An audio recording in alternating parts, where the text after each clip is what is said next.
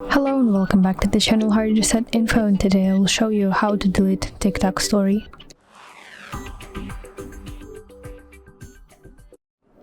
Okay, so let's open TikTok and let's pretend that I accidentally post some story that I don't want to be.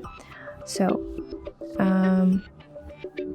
post, and now we see that my story was posted 1 second ago. So to delete the TikTok story, I need to basically open my story, and here at the bottom right side of the screen you see here 3 dots, and now we see here function delete, and confirm your decision by tapping delete. And now we see that no story is available, is no longer available. So that's how I can delete TikTok story. I hope you find this video helpful, and if so, please leave a thumbs up and please consider subscribing to our channel. See you soon. Bye bye.